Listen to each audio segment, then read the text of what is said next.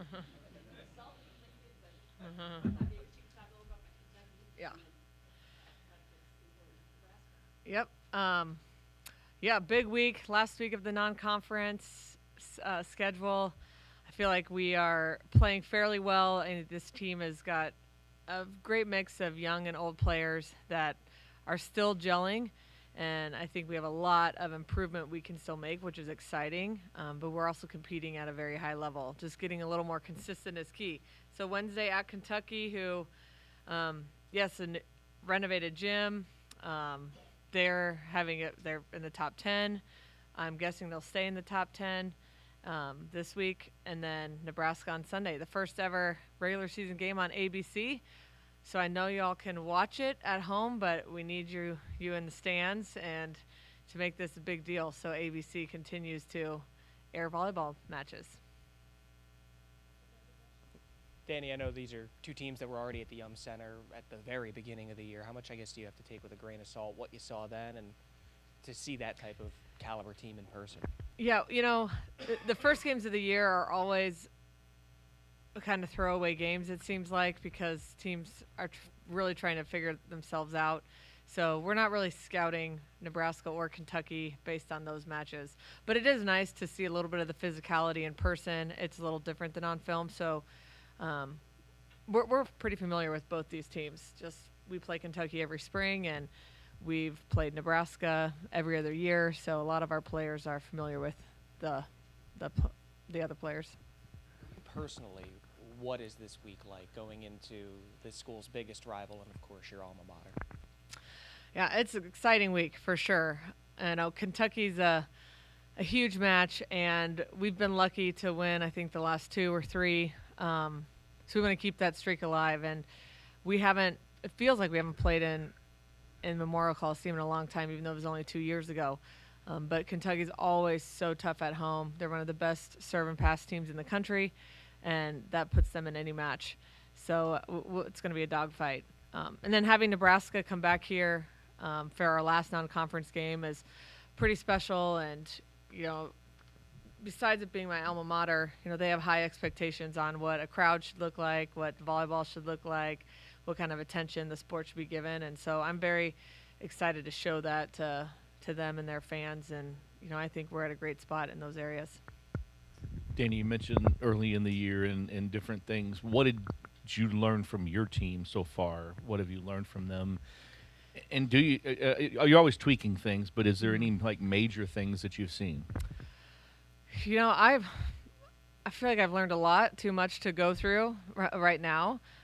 Charity Looper has really stepped up this season, which we desperately needed her to, and that's been exciting to see. And then I've just seen our new players, as in Sofia Maldonado Diaz and Nails Caballo, just really improving each and every match. So if we can get those three pieces firing on all cylinders, it takes a lot of pressure off some of our returners that have had to carry heavy, heavy loads, the last few years.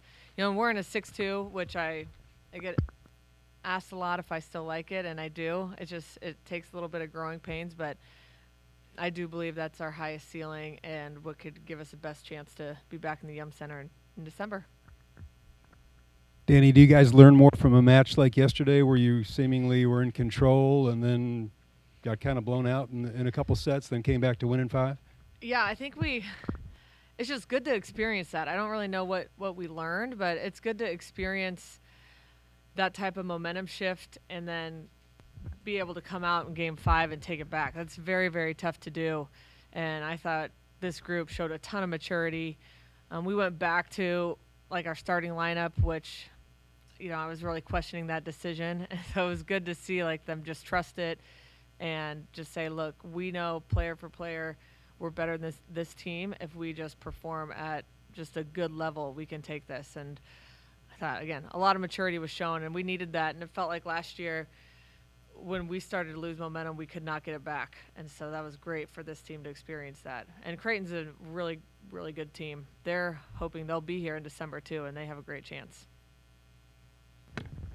Danny, beyond the X's and O's, are there any things that you have taken from Nebraska in terms of marketing your program, growing your program? I mean, there's a statewide phenomenon up there, and you may not have the same opportunity here, but what have you learned from them that can translate?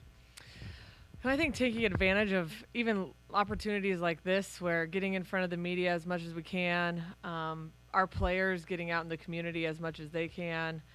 And then honestly, it comes down to like winning big matches and putting a great product on the floor. And I feel like we've done that with a team that we might not win every game, but our players they play with a lot of energy.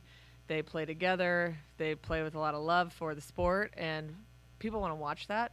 And you have to be consistent. I think that's the biggest thing, is consistency is really key when you're building a fan base and a program that's going to continue to get great attention. Question, this may sound a little stupid, but how much of your substitution is preordained and how much of it is something you decide during a match?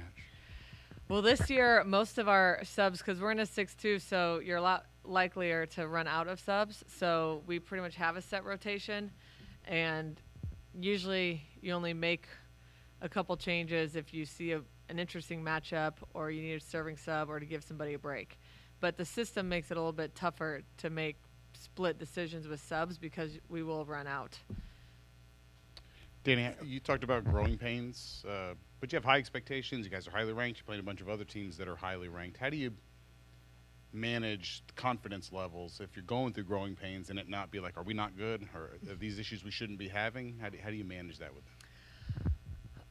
Great question. I feel like we do a great job of analyzing film and we have film with each player and as a team a lot, and just making sure that we're always showing them good things that they're doing and trying to repeat that and continuing to work on some of our strengths. And I think a lot of programs will just start working on weaknesses, and that can be really tough to do every single day, but we want to continue to make our strengths even stronger. So we work on those a lot as well.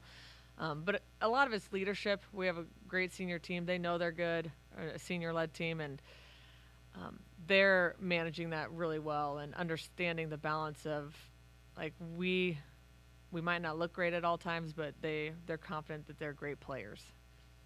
Now, Danny, could you talk about how Anna DeVere's playing this year and what she brings to the team? Yeah, Anna has been, she's struggling a little bit offensively, but the rest of her game has been really impressive. She's carried a heavy load for us for 4 years, and it's kind of nice she doesn't have to do that offensively, and we just need her to contribute in any way she can. And I think she knows that she's going to work through this slump, and I thought on Sunday she took some swings that were really, really impressive. Now it's just maintaining that level throughout a whole match. Obviously, you mentioned this is the last week of the non-conference. Can you just speak to the ACC, though, and Yeah, three in the top five? Three in the top, whatever, 5, I think it is. Yeah, the ACC has turned into, I think this year, you could say the best conference in the country, and it's kind of crazy. It felt like it's been a long journey and a lot of changes in the ACC, but it's really impressive. Stanford and Pitt ranked 1, 2. We're 4. You have SMU swept Nebraska a couple of weeks ago. Miami swept Texas. Florida State was co-champ. They have everybody back. Those are just the teams on the top of my head. So really, really impressive conference, and it will be a dogfight to win it this year.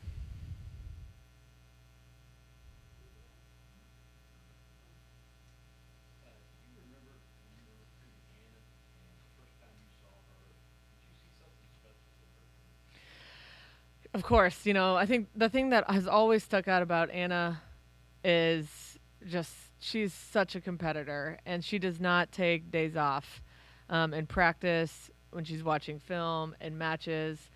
She has the total package when it comes in tangibles, and you could just see that when she played. And that's why when she's struggling, it's somebody you still need on the court, because you trust they're going to make plays in big moments, and she will. And if I'm going to go down in a game 5, I want her taking that last swing. And you could tell that when she was 16, that she was that type of player, and she wanted the ball, and she had the ability to take over a match. Did you see her on film, or did you see her in person? In person. The first time? In Yeah. person. At Assumption, obviously. Yeah, and with Kiva, her club team. So watched her a ton.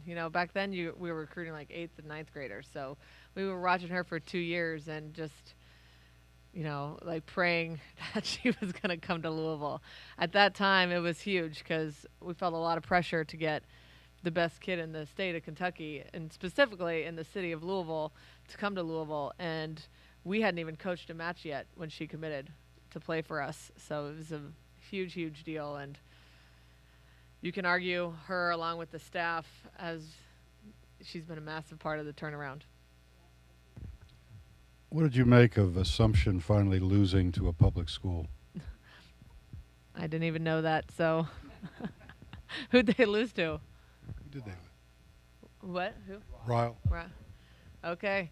What's interesting is I can't talk specifics of recruits that are younger, but we have a couple recruits coming from different parts of the state of Kentucky. So there's some really good talent, not just in the city of Louisville anymore, just among the states. So I don't think that beat them, but there are great players out there, not just at Assumption anymore.